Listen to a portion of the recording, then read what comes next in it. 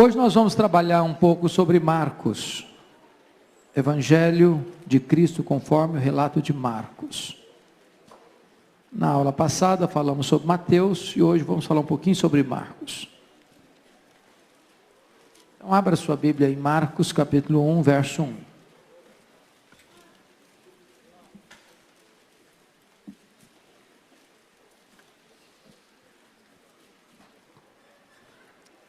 Princípio do Evangelho de Jesus Cristo, Filho de Deus.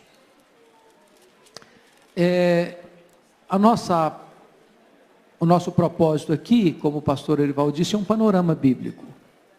É impossível você expor o Evangelho de Marcos numa aula. Quando eu estava expondo Marcos lá em Vitória, eu gastei 42 dias, 42 exposições para expor Marcos. Mas hoje nós vamos dar uma introdução do livro, para você ter uma visão panorâmica do livro. A primeira coisa que eu gostaria de informar é que o Evangelho de Marcos é considerado um dos evangelhos sinóticos, que é Mateus, Marcos e Lucas. Essa palavra sinótico não aparece aqui, mas é conhecido de todo mundo que Mateus, Marcos e Lucas são sinóticos. Essa palavra sinótico significa ver conjuntamente. Então, esses três evangelistas olharam praticamente de forma muito semelhante para Jesus. Embora com as suas distinções, com suas ênfases peculiares, mas esses três evangelhos são mais parecidos. Tem uma mesma perspectiva. Desses evangelhos sinóticos, Marcos é o mais breve, é o mais curto. Também é sabido, e pouca divergência há nesse campo, de que Marcos foi o primeiro evangelho a ser escrito. É curioso que Marcos não foi apóstolo. Portanto, Marcos não teve o privilégio que Mateus, por exemplo, teve de andar com Jesus, de escutar diretamente de Jesus. Alguns estudiosos creem que Marcos, sendo filho na fé de Pedro, escreve o seu evangelho na perspectiva de Pedro. E se ele é o primeiro evangelho a ser escrito, então, diz William Barclay, que ele é o mais importante livro do mundo, porque serviu de fonte para os outros evangelhos. E é o primeiro relato escrito da vida e do ministério de Jesus Cristo que a humanidade conheceu. É muito possível que este evangelho tenha sido mesmo o primeiro evangelho a ser escrito. Para vocês terem uma ideia, dos 661 versículos de Marcos, 606 são reproduzidos em Mateus. Apenas 44 desses apenas 31 destes não estão em Lucas. E só 24 versículos de Marcos não estão presentes em Mateus e em Lucas, respectivamente. Portanto, dá a impressão que Mateus e Lucas encontraram em Marcos uma importante fonte quando foram escrever o seu evangelho. Talvez você pergunte, mas por que 4 evangelhos? Se eles são biográficos e tratam da mesma pessoa que é Jesus Cristo. Obviamente, porque cada evangelista olha para Jesus por um ângulo diferente. E cada evangelista escreve para públicos diferentes. Por exemplo, Mateus escreveu para os judeus. Por isso que ele tem o maior número de citações do Velho Testamento. Sua tese era provar que Jesus era o rei dos judeus. Por isso a genealogia dele desemboca em Abraão. Marcos escreve para os romanos. Para os romanos. E, portanto, Marcos não está tão interessado nos discursos de Jesus, nas parábolas de Jesus, mas nos milagres e nas ações de Jesus. Desta forma, ele escrevendo para os romanos, e a ênfase dele é provar que Jesus é o servo vitorioso, Marcos só tem uma parábola. Só tem uma parábola, diferente de Mateus e de Lucas. Mas é aquele que mais registra os milagres de Jesus. Jesus está sempre em atividade, porque os romanos se importavam com isso, muito mais do que por aspectos filosóficos, ou de palavras, ou de discursos. Então, vamos dar uma olhadinha neste evangelho, introdução a ele. Primeiro vamos ver o autor do evangelho de Marcos. Quem é esse Marcos aqui? Primeiro que não aparece evangelho segundo Marcos. Ele é um autor anônimo. Você deduz que é Marcos, mas não está no corpo do texto dele o nome dele, como autor. E ele é conhecido como Marcos ou como João Marcos.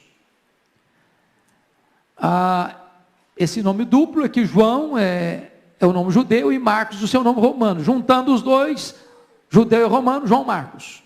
Quem é esse camarada? Primeiro, Atos 12:12 diz que ele era filho de Maria, uma cristã que hospedava os cristãos em sua casa. Então, duas coisas se decorrem aqui. Primeiro, a família dele era uma família abastada. Tinha uma casa grande a ponto da casa dele ser um local de reunião dos crentes.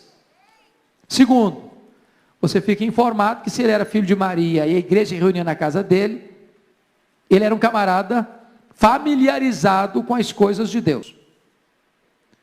Segunda informação sobre ele, Marcos participa da primeira viagem missionária de Paulo e Barnabé. E você nota que quando Paulo e Barnabé foram a Jerusalém para levar uma oferta, ao sair de lá, levaram consigo Marcos, Atos 12:25. E ao levarem Marcos, ou João Marcos, de Jerusalém para Antioquia, da Síria, de onde partiu a primeira viagem missionária, esse moço, que era também primo de Barnabé, acompanha Barnabé e Saulo nessa primeira viagem missionária. Não como missionário propriamente dito, mas como auxiliar deles. Você pode ler isso em Atos, capítulo 13, versículo 5. E a palavra auxiliar é a palavra ruipereta, que é uma palavra que descreve aquele que serve, mas no mais inferior grau. Tem diáconos, tem doulos e tem ruipereta. Ruipereta é o servo no grau menor. Era aquele que era assistente dos dois missionários. Terceiro, esse Marcos é aquele cara que vai desistir da primeira viagem missionária em Perge da Panfilha, Atos 13:13. A pergunta é por que ele desistiu? Por que ele voltou para a casa da mãe? Muito provavelmente porque era muito jovem e pensou que missões era turismo, e não era, e ficou meio chocado com esse negócio. Segundo, porque quando ele sai de Antioquia, da Síria, com Barnabé e Saulo, o líder da caravana era o seu primo Barnabé. Em Pafos, muda o comando. E Saulo, que passa a ser chamado de Paulo, assume a liderança. E ele deve ter pensado, sob a liderança do meu primo eu tinha coragem de ir, mas sob a liderança desse eu não vou. Terceira possibilidade, é que diz Gálatas 4:14-16, que Paulo prega o evangelho pela primeira vez na Galácia por causa de uma enfermidade física. Consta a Bíblia que Paulo sai de Antioquia da Síria, mas não consta que ele sai doente. Mas consta a Bíblia que ele chega no destino da primeira viagem missionária doente. Portanto, concluímos que ele contrai essa enfermidade no caminho. E muito provavelmente em perto da Panfilha. Uma religião alagadiça, pantanosa, de forte incidência de malária. É muito provável que Paulo tenha contraído malária no mesmo lugar onde João Marcos voltou para a casa da mãe dele. Eu não quero ficar doente, estou muito jovem para morrer ainda. Vou sair dessa zica aqui. Quem é esse João Marcos? João Marcos é aquele camarada que foi rejeitado por Paulo na segunda viagem missionária, capítulo 15, 37 a 40 de Atos. E é curioso isso, porque Paulo radicaliza aqui. A gente até não entende a postura de Paulo. Fica assim, puxa vida, Paulo foi radical demais. Ele não cedeu um centímetro. Paulo diz para Barnabé: não acho justo levarmos aquele que nos abandonou desde perto da Panfilha. Em outras palavras, comigo esse cara não vai, ele não serve para ser missionário, é muito imaturo, volúvel demais, na hora que a coisa pega, ele espirra, então comigo ele não vai não. E houve uma desavença entre Paulo e Barnabé por causa dele, o João Marcos. E então Paulo pega o Silas, que era profeta da igreja de Jerusalém, e vai para uma direção, e Barnabé investe ainda no seu primo, e vai para outra direção. Quem é esse João Marcos? Agora aí um fato curiosíssimo. Esse João Marcos está junto com Paulo na sua primeira prisão em Roma. Você pode notar isso, Colossenses 4:10. A Bíblia não fala quando e nem como foi esta restauração de relações, ou esta reconciliação de Paulo com João Marcos. Mas num dado momento da vida deles, esse estremecimento acabou. E não só acabou, mas o João Marcos vai se tornar um servidor de Paulo, um companheiro de Paulo, um auxiliador de Paulo, quando ele estava preso na cidade de Roma, na primeira prisão. Quem pode ler para mim aí, Gálatas, ou melhor, Colossenses 4:10, em voz bem alta?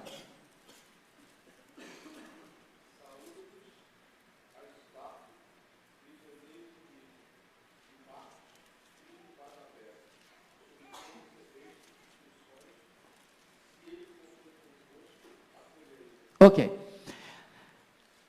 Paulo ficou preso em Roma por volta do ano 61 a 63, na sua primeira prisão. Barnabé está lá, com ele, para assessorá-lo, para ajudá-lo, como companheiro, como amigo, como servidor.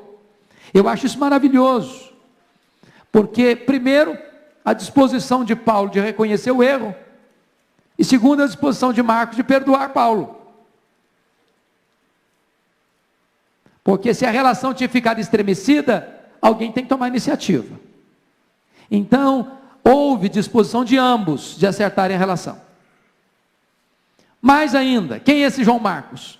Esse João Marcos foi aquele homem que Paulo pediu para ir ao encontro dele, quando ele estava preso na segunda prisão em Roma.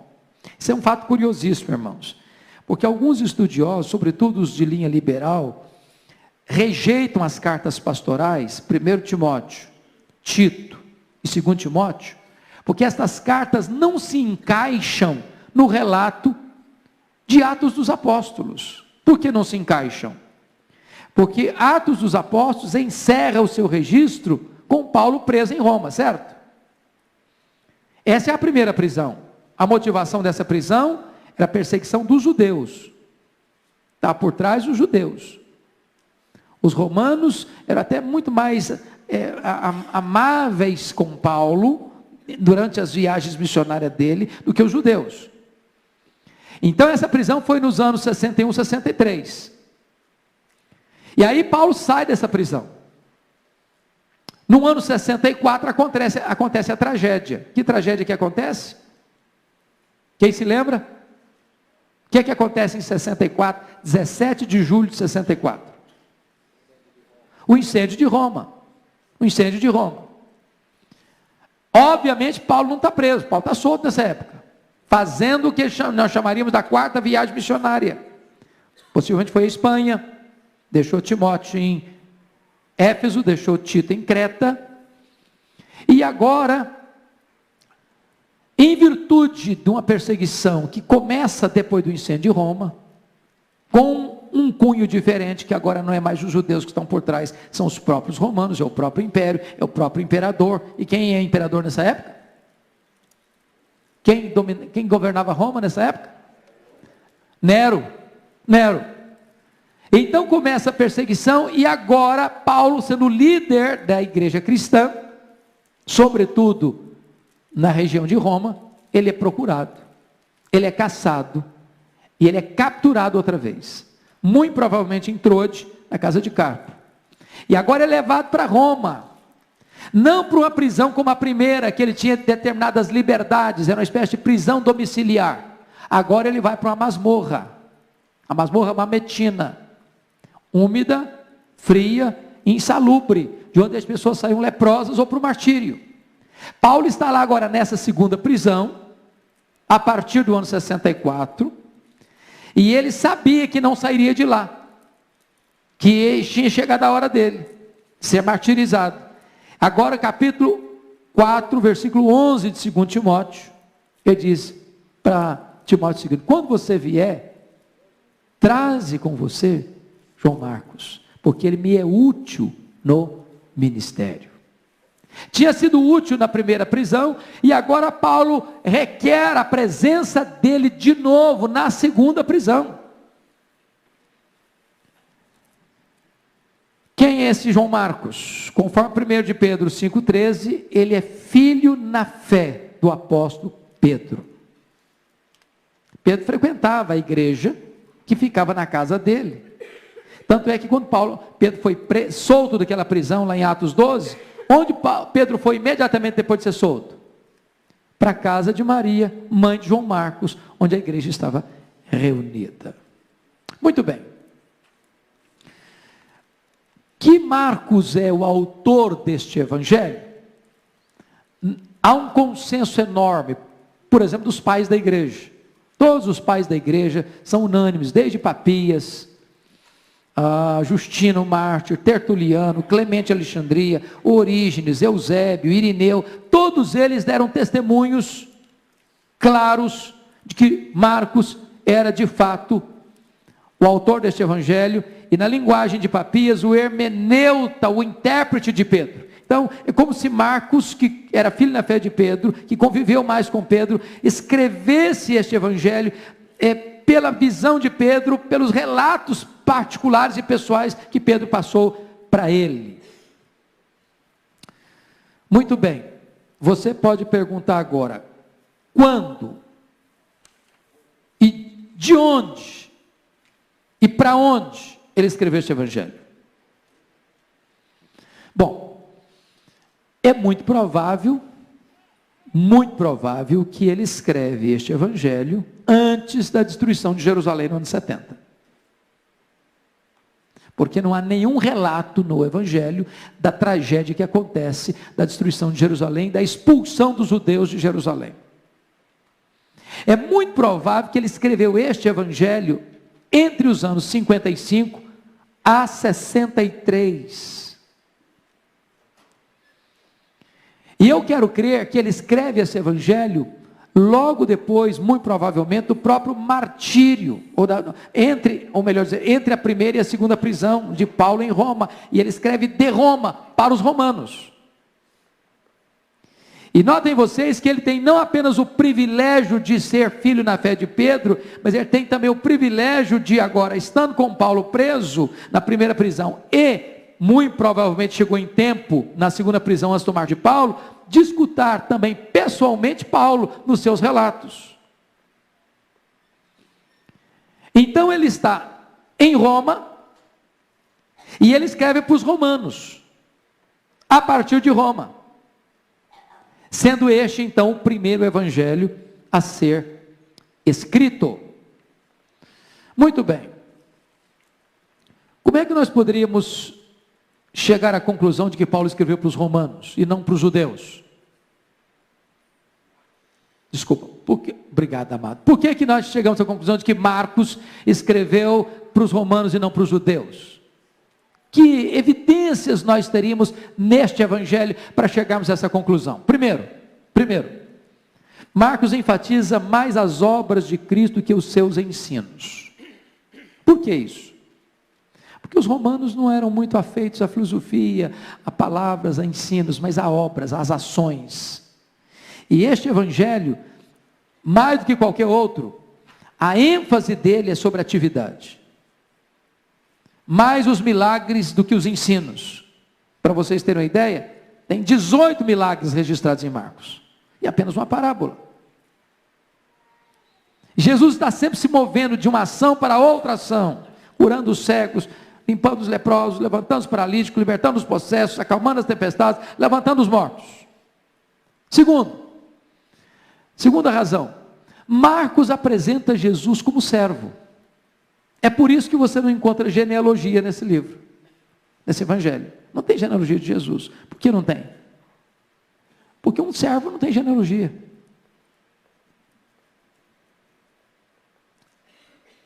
Mas Jesus não é aquele servo no sentido de humilhado, não. Ele é o servo vitorioso, ele é o servo poderoso, ele é o servo triunfante, ele é o servo que tem poder, que tem autoridade, diante de quem não há causa que ele não possa resolver. Ele cura o enfermo, ele purifica o leproso, ele ressuscita o morto, ele acalma a tempestade, diante dele as enfermidades precisam recuar. Ou seja, é o servo que está em ação, mas em ação diante do supremo poder, o poder de Deus.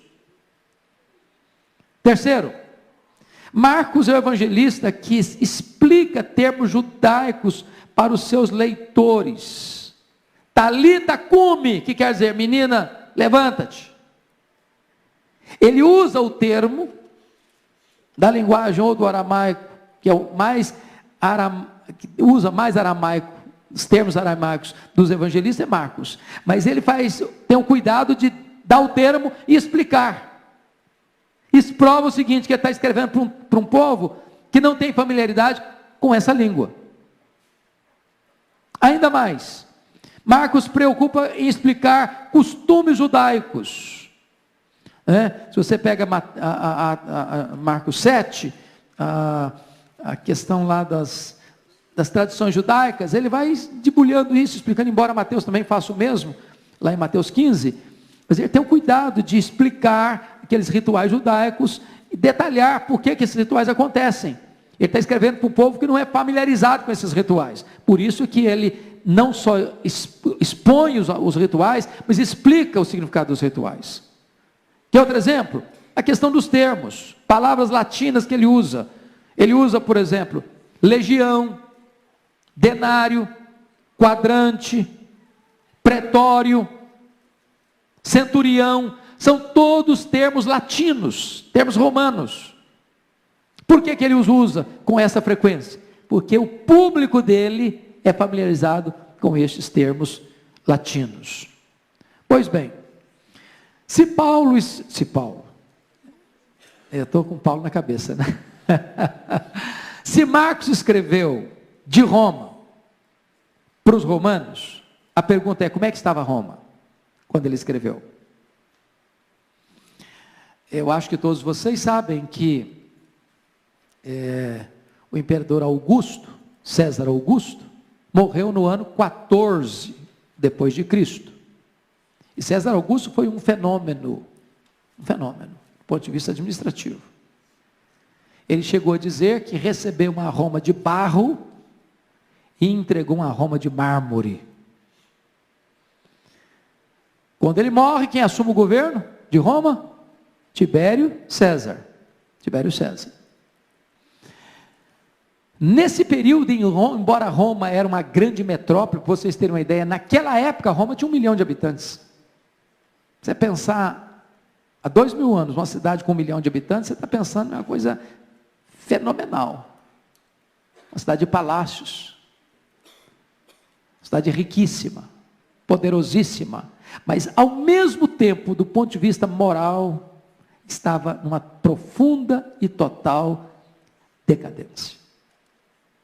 Alguns historiadores chegam a afirmar que todos os imperadores romanos eram homossexuais, exceto Cláudio, cuja esposa era prostituta. Esse era o cenário moral que estava no pano de fundo de Roma. Alguém chamou Roma de a cloaca do mundo. A cloaca do mundo. Então, o panorama era extremamente cinzento. Agora, se não bastasse essa corrupção moral, depois do ano 64, começa ainda uma brutal perseguição a partir de Roma. contra os cristãos. Perseguição essa que vai durar praticamente mais de 250 anos, ininterruptamente.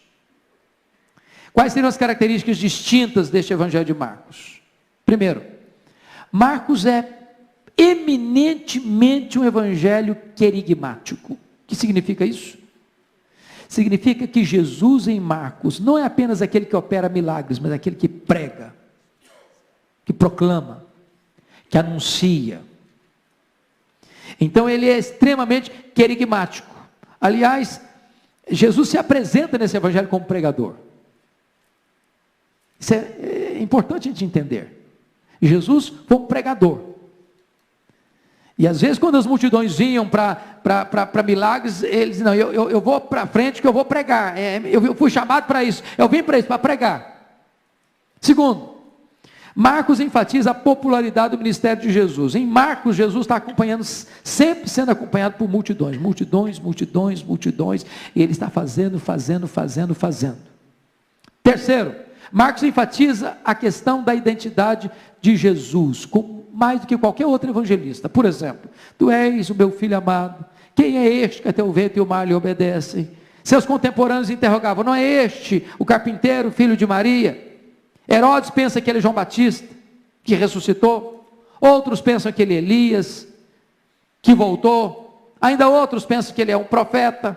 Os demônios confessam, tu és o santo de Deus, ou o filho de Deus. Seus parentes diziam, está fora de si. Os rabinos dizem, está possesso. Pedro confessa, tu és o Cristo.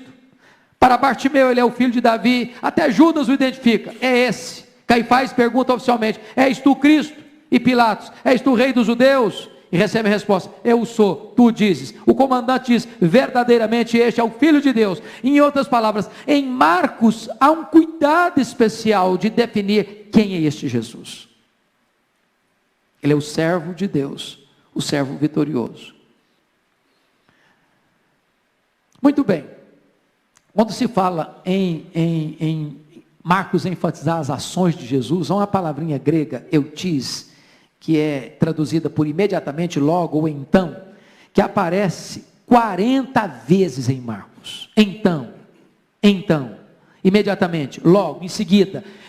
É como se Marcos tivesse assim, num cadenciamento que não pode parar. Ele faz isso, então faz outro, imediatamente faz outro, em seguida faz outro, em seguida faz outro, logo faz outro. É como se Marcos estivesse assim, numa corrida, e não pode parar essa corrida, não tem estágio de descanso, ele está sempre em ação. Essa é a ênfase de Marcos neste evangelho. Muito bem, amados, eu gostaria agora de pensar com você a mensagem central deste evangelho e aqui tirar algumas conclusões. Talvez você pudesse comigo agora olhar um pouquinho do conteúdo dele.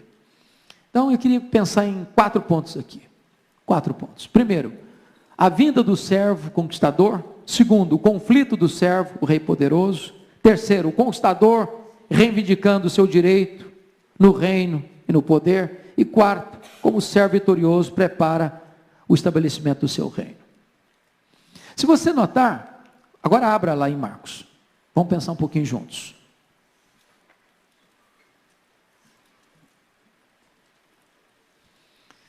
Começando o evangelho, princípio do evangelho de Jesus Cristo, Filho de Deus. Marcos já começa, sem começar, já começa direto no ponto. Aqui é pregador que nos exorte, ele não tem introdução com ele já vai direto no ponto. Princípio do evangelho de Jesus Cristo, Filho de Deus. Então já definiu o conteúdo, já definiu a procedência, e a partir daí ele começa a mostrar como Jesus é atestado pela palavra de Deus, conforme está escrito. Então ele está mostrando que o ministério dele não é uma coisa inédita, não é uma coisa nova, ele não é um aventureiro, ele não chega assim de cai de paraquedas, ele está vindo em cumprimento de profecia. Logo em seguida você vai ver que o seu precursor vem para dar testemunho dele, ele está amparado pelo seu precursor. Logo depois de João Batista, já vem a aprovação do Pai no batismo. Tu és o meu filho, o meu eleito, o meu amado. Em seguida a isso, você já vai ver a aprovação dele vencendo Satanás no deserto. Então, no capítulo 1, há uma saraivada de informações que retratam para nós a aprovação dele como Filho de Deus, que veio para trazer-nos o Evangelho. O que você vai perceber a partir daí é Jesus Cristo voltando para Galileia, no versículo 14, pregando o Evangelho de Deus e dizendo: o tempo está cumprido, o reino de Deus está próximo, arrependei-vos e crede no Evangelho. Isso é a essência, isso é o Evangelho. O Evangelho é isso, é pregar que o homem é pecador, precisa se arrepender e precisa crer. Fora disso, é perfumaria. Isso é a essência, isso é a essência. E aí, a partir desse momento, ele vai chamar discípulos para acompanhá-lo, e nós vamos ver as primeiras obras de seu poder, curando endemoniado, curando a sogra de Pedro, curando muitas outras pessoas, e uma série de informações aí de curas, cura do leproso, a cura de um paralítico de Cafarnaum, e Jesus vai intensificando o seu ministério de operação de milagres, aliviando pessoas, transformando pessoas, manifestando o poder de Deus. Mas logo em seguida, eu queria chamar a sua atenção a partir do verso 12, 13, capítulo 12, 13, que começa conflitos, os conflitos. Aliás, nota de rodapé, não dá para fazer a obra de Deus, no poder de Deus, sem enfrentar resistência e conflito. Eu, particularmente, como cooperador do pastor Ival, estou muito entusiasmado com a dinâmica da igreja, com a disposição da igreja a crescer, e estamos animados com isso, muito animados. Mas certamente nós enfrentaremos tensões e conflitos, porque é uma contrapartida, irmãos, tenho certeza disso, tem contrapartida, porque sempre que a igreja prega, cresce, isso desperta oposição do inferno. E nós precisamos estar atentos para que, quando as tensões chegarem, isso não nos desvie do foco, isso não nos tire do objetivo, isso não nos faça dar marcha ré. Isso é muito importante. Aí você começa a perceber Jesus alistando seus súditos, chamando Levi. E é curioso que quando Jesus chama Levi, quebra um paradigma. Quebra um paradigma. Porque ele chama um camarada que é odiado pelo povo. Odiado pelo povo. O coletor de imposto era o cara mais odiado pelo povo. Como é que funcionava isso? Deixa eu só dar uma dicasinha aqui, porque eu acho que vocês sabem, só para refrescar a cabeça de vocês. Roma não tinha um sistema de imposto de renda tão elaborado como temos hoje. O que Roma fazia para recolher impostos em todo o império? Roma concedia direitos de pessoas, para pessoas fazerem esse serviço para eles. Por exemplo, vamos pegar São Paulo. Então vamos pensar, um maioral dos publicanos chegava para o imperador, ou tinha contatos com os diretos do imperador. São Paulo precisa arrecadar tanto de dinheiro para os cofres de Roma. Contrata o fulano é o responsável por toda São Paulo, cidade de São Paulo. Tem que entregar X para os cofres de Roma. Só que esse camarada assinava um contrato e ele tinha poderes para cobrar mais do que esse valor que ia repassar para Roma. Esse restante, ele embolsava. Ele embolsava. Só que esse camarada não tinha condições de cobrar imposto em todo São Paulo. Ele dividia São Paulo por bairros, então contratava outras pessoas para trabalhar para ele.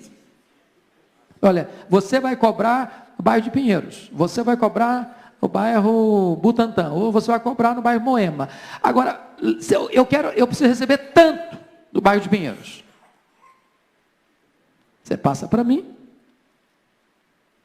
eu já pegava a gordura dele, e passava o que era de Roma. Só que esse camarada que era subcontratado para Pinheiros, ele podia cobrar mais do que tinha que repassar. E o resto ele embolsava. que estava acontecendo no império? O povo estava, a corrupção acontecendo, o povo gemendo, os empresários quebrando, as empresas fechando. Não tem nada a ver com o Brasil isso. Agora pense você, Jesus chamando um cara desse para ser apóstolo. Era uma crise institucional. Era se tornar vitrine para levar pedrada. Era uma coisa tão ruim que chegou um momento lá em Lucas 15 que não é possível que Jesus coma com publicanos e pecadores. Agora, comer com publicano já era complicado. Agora, chamar um cara publicano para ser apóstolo, isso é demais. Então, Jesus está chamando os seus líderes, chama Levi, que era publicano, coletor de impostos. Jesus come com esses publicanos e pecadores. É curioso aqui, irmãos, porque 2 pontos aqui de rodapé. Nós podemos ter amigos não crentes? Frequentar a casa deles? Sim. Jesus fez isso. O que nós não podemos é deixar que eles determinem a nossa agenda para fazermos o que eles fazem. Nós devemos ter amigos não crentes? Devemos. O pastor disse, não, vamos trazer 3 nomes aí, mas 3 nomes de pessoas não crentes, e você precisa ser amigo delas. Agora, você precisa ser amigo delas para ser um influenciador, não para ser influenciado. Para estar perto delas, para ser luz, e não para que elas apaguem a sua luz. Esse aqui é o ponto. Bom, então Jesus, a partir de agora, ele começa a ser questionado pelas autoridades. Primeiro, quando ele cura um camarada, em Cafarnaum, e eu acho esse texto magnífico, porque desce um camarada numa maca, telhado abaixo, que é um método evangelístico muito esquisito, né? Pastor Ival não vai chegar a esse ponto, eu acho. Já pensou se o pastor Ival chegar para a gente aqui domingo e falar, o negócio é o seguinte, nós vamos destelhar as casas de São Paulo. Aí o cara desce, Jesus olha para o cara e disse, perdoados estão os teus pecados. A trinca que estava do lado de Jesus, como críticos, os fariseus, os escribas, pensaram, não falaram, pensaram, blasfemou. Por que eles pensaram isso? Só Deus pode perdoar pecados. A teologia deles estava errada? Não, a teologia deles estava certa. No que eles erraram? Não reconheceram que Jesus era o próprio Deus. Aí, eles tinham a crença que ninguém podia ser curado sem antes ser perdoado. Essa era a crença deles. Jesus os apanha com as cordas da sua própria crença e pergunta para eles, mas qual que é mais fácil? Dizer, perdoados são os seus pecados, ou toma o teu leite e anda?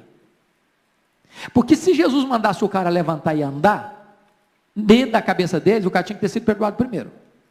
Se só Deus perdoa pecado, e o cara levantou e andou, porque os pecados foram perdoados, e só Deus perdoa pecados, eles estão aí presos na teologia deles.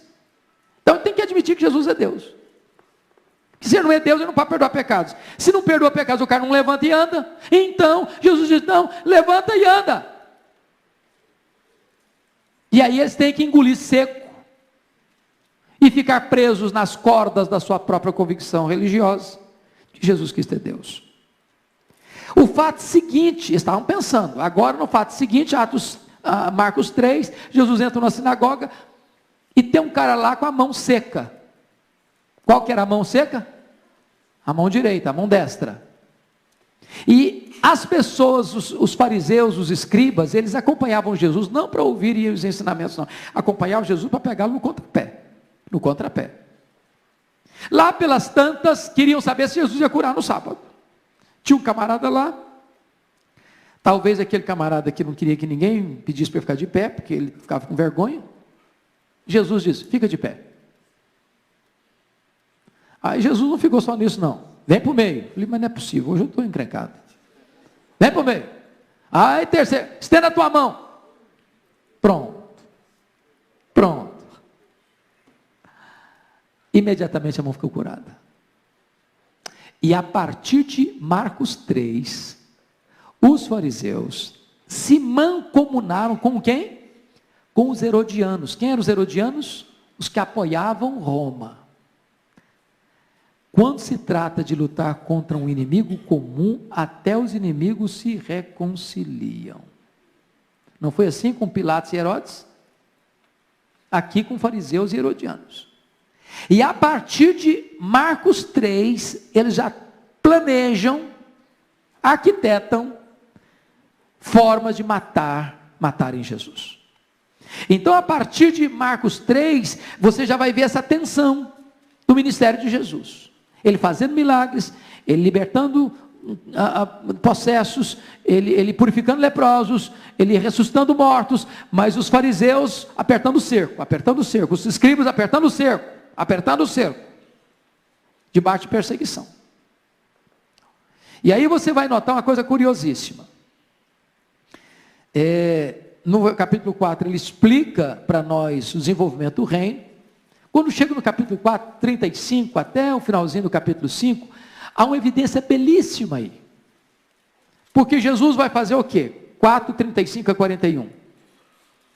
Ele acalma a tempestade. Logo em seguida, capítulo 5, de 1 a 20, o que ele faz? Ele liberta o endemoniado. Logo em seguida, o que ele faz? Ele cura aquela mulher hemorrágica. Logo em seguida, o que ele faz? Ressuscita a filha de Jairo. Por que Marcos coloca isso? Tudo junto. Para mostrar para nós que esse servo vitorioso, ele tem poder sobre as leis da natureza, ele tem poder sobre os demônios, ele tem poder sobre as enfermidades, ele tem poder sobre a morte. Não obstante isso, a partir do capítulo 6, reforça ainda mais a oposição. Se não vejamos, ele sofre a oposição do povo, no capítulo 6, de 1 a 6. Ele é rejeitado pelos seus. Ele sofre a oposição de Herodes, que era o tetrarca da Galileia. Lá no capítulo 6, de 14 a 29. Depois ele sofre a oposição dos escribas e fariseus, capítulo 7, 1 a 23 e 8 em diante. Então Jesus demonstra poder, realiza coisas extraordinárias, as multidões o seguem, mas não sem oposição. De quem? Do povo, dos líderes religiosos, do líder político. Então, senhor Arival, não esperemos mares calmos. Importa navegar. Em nome de Jesus, importa navegar. A obra de Deus cresce no meio da oposição. A obra de Deus cresce no meio de lutas. Mas, terceiro ponto, o conquistador reivindicando o seu direito ao reino e de poder. Capítulo 8, a partir do verso 31, você começa a perceber Jesus Cristo abrindo o leque e mostrando com total clareza para que ele veio. Com a sua missão principal, que era morrer. Ser entregue nas mãos dos pecadores, ser preso, ser crucificado, para ressuscitar o terceiro dia. Jesus só fez isso depois que os discípulos tinham compreendido com total clareza quem ele era, e não obstante o povo não saber ainda quem ele era. Eu vim para morrer, eu vim para a cruz eu vou. E você começa a perceber logo em seguida, aí no capítulo 9, uma das passagens mais importantes dos evangelhos, que é a transfiguração. A transfiguração é uma espécie de antecipação da glória e de preparação para a cruz. Antecipação da glória, preparação para a cruz. Por quê? Porque a agenda de Moisés e Elias com Jesus foi sobre a sua partida, sobre o seu êxodo. E a palavra êxodo é a saída da escravidão. E na cruz é que Jesus abriu a porta do cativeiro, rompeu as cadeias e nos libertou, nos tornou filhos de Deus. Lucas, melhor do que Marcos, trabalha bem esse ponto de que a partir da transfiguração, Jesus já está no final do ministério, já a caminho de Jerusalém para ser preso, para ser crucificado, para ser sepultado. E então você vai notar aí a entrada triunfal de Jesus em Jerusalém, no capítulo 11. Ele purifica o templo, a partir do versículo 15, do capítulo 11. Ele derrota os seus inimigos, a partir do verso 27, do capítulo 11. E no capítulo 13, ele profere o seu discurso escatológico.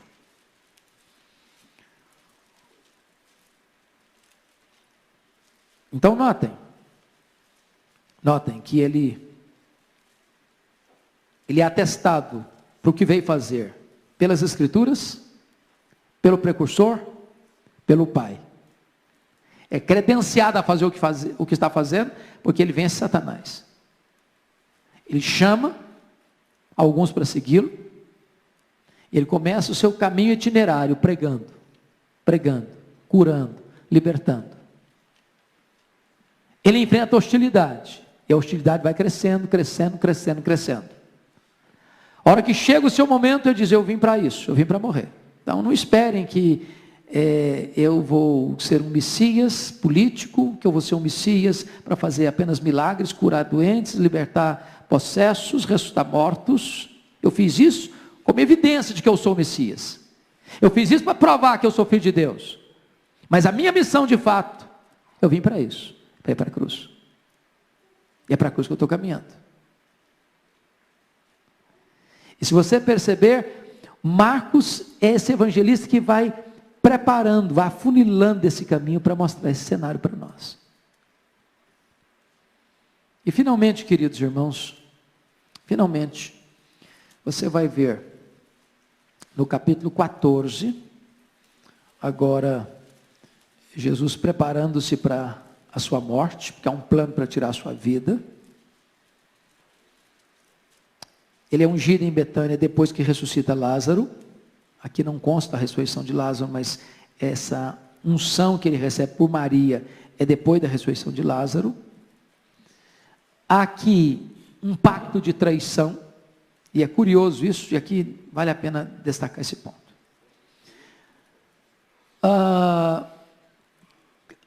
Havia alguns grupos políticos e religiosos dentro da religião judaica.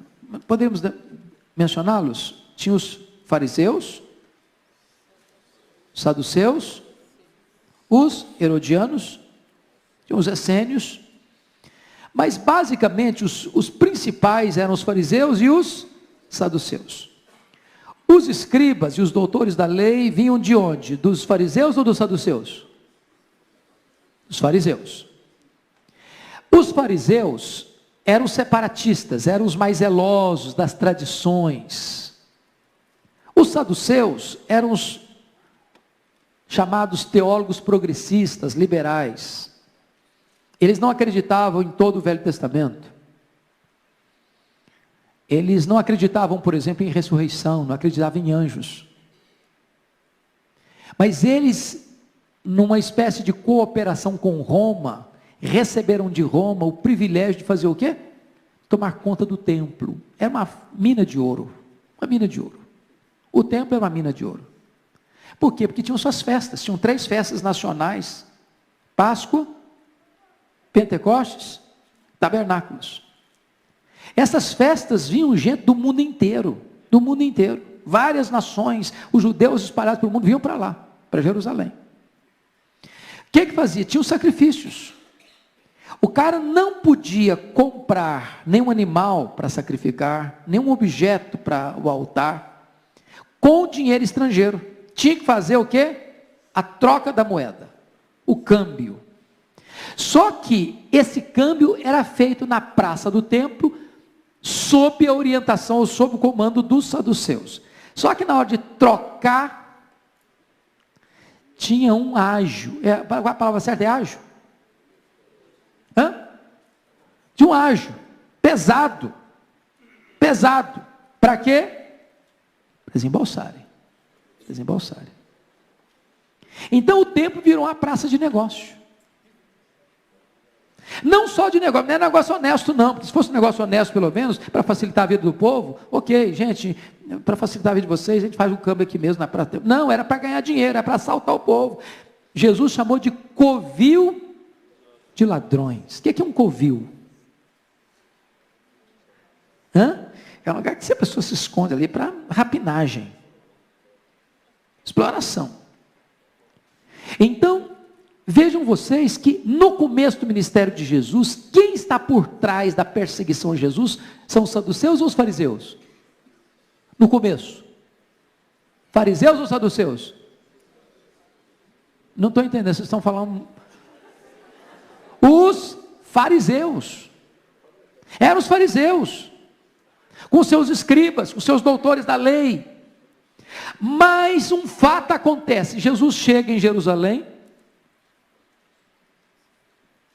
Pega o chicote, expulsa os vendedores, vira as mesas dos cambistas. E Jesus está fazendo o que aqui? Atacando o coração, o centro nevrálgico da corrupção. Pior que o Lava Jato de hoje. O que acontece? Os saduceus se ouriçam todo. Eles têm poder político. Eles têm influência com Roma. E a partir de agora, no finalzinho do ministério de Jesus, quem vai liderar a prisão de Jesus não são os fariseus, são os saduceus. São os saduceus.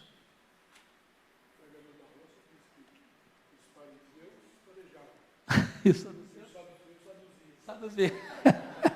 É mais ou menos isso.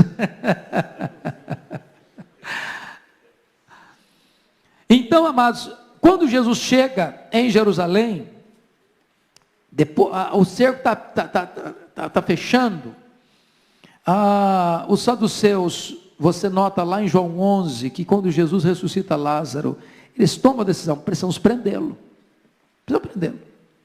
Eles pediram um documento, olha, quem tiver notícia do paradeiro dele, porque Jesus não ficava assim de cara limpa na rua também não. Prudência não é antônimo de fé. Prudência não é antônimo de fé. Jesus só se manifestou, botou a cara na rua, quando ele disse, chegou a hora. Esta é a minha hora. Então ele entra em Jerusalém,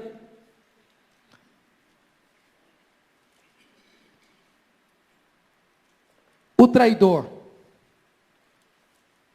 é indicado, Pedro é avisado, a ceia é servida, e a partir daí, capítulo 14 vai mostrar para nós todo o processo.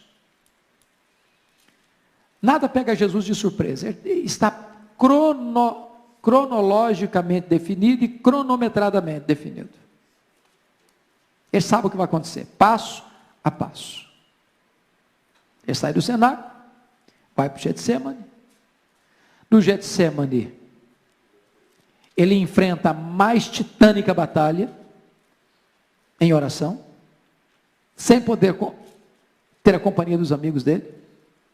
É curioso que ali no Getsemane, Mateus relata isso, ele admite a dor dele para si mesmo, ele admite a dor dele para os seus discípulos, ele admite a dor dele para o Pai. Mas ali, numa batalha de sangrento suor, ele triunfa, ele vence, ele é consolado, e diz a Bíblia que ele se levanta com todo vigor.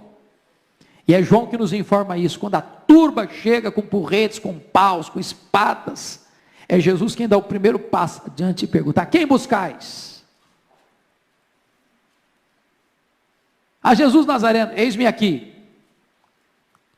O pessoal caiu por terra. Não tinha paletó cheio de poder, não. A presença de Jesus. Caíram por terra. Portanto, Jesus não foi preso. Jesus se entregou. Não prevaleceram sobre ele. Ele se entregou. Dali levaram-no para a casa do sumo sacerdote. Quem era o sumo sacerdote? Quem lembra? O sacerdote era Caifás, mas o sogrão dele era o Anás. E o sogrão, embora já tivesse deposto pelos romanos, ainda tinha muito mais influência política e religiosa que o genro Caifás. Por isso, Jesus não foi interrogado por Caifás. Jesus foi interrogado por Anás.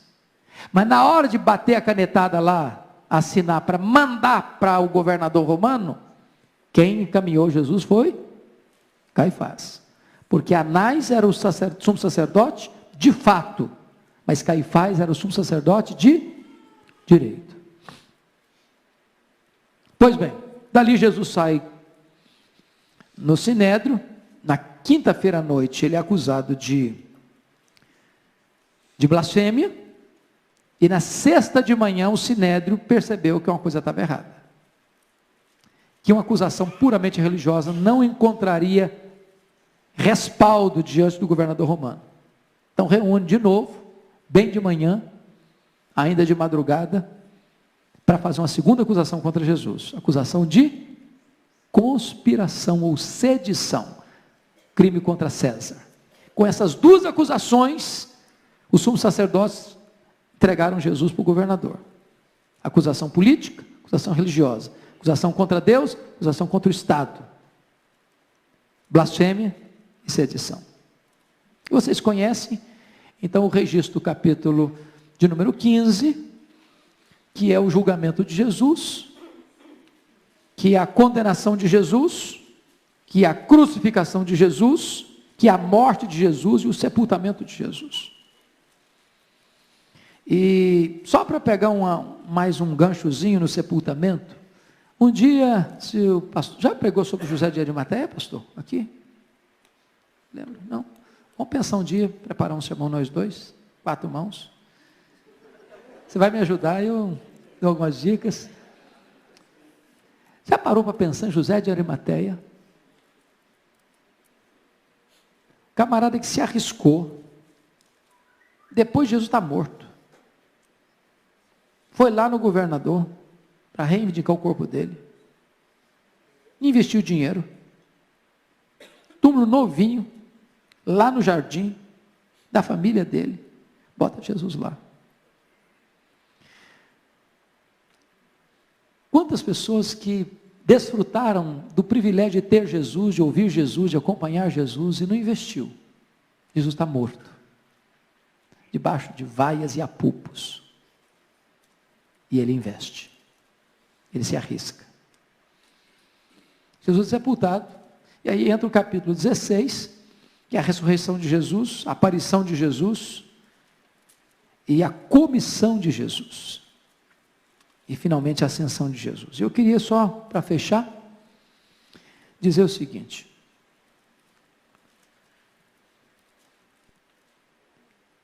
Se Jesus fez tudo por você e por mim, o que Ele espera de mim e de você? E o que Ele espera de mim e de você não é um pedido, não é uma sugestão, é uma ordem. Ide por todo mundo, pregai o Evangelho a toda criatura. Esta ordem foi dada, é a grande comissão. Hoje tem se transformado em a grande omissão. Temos nos calado, temos nos acovardado. Diante de tantas evidências, diante do grande poder de Deus que nos salvou, muitas vezes nós calamos a nossa voz. Falamos de tudo, de todos, mas não falamos de Jesus. do que Ele veio fazer, do que Ele significa para nós, da necessidade que o mundo tem dEle. Que Deus nos ajude, irmãos, que Deus nos ajude a nos levantarmos na força, no poder do Espírito Santo, para falarmos deste nome. O Evangelho é o poder de Deus. Não é o seu conhecimento, não é a sua metodologia, não é a sua eloquência. É o poder deste Evangelho. Abra sua boca, fale. A frase só às vezes. Um versículo só que você lê para alguém. Deus é poderoso para pegar isso e transformar isso numa bomba poderosa para quebrar toda a dureza do coração do homem e levá-lo à salvação. Que Deus nos ajude. Amém. Pastor Orival, ore por nós, por favor. Vamos ficar de pé, irmãos, para orar. Próxima semana vamos encerrar o Pentateuco estudando Deuteronômio. Eu espero que você leia durante a semana. São 3 discursos de Moisés, a estrutura do livro. E nós vamos examiná-lo aqui, tá certo? Senhor Deus, ajuda-nos a sermos tão objetivos e práticos na nossa vida e na nossa pregação, como foi Marcos, Senhor.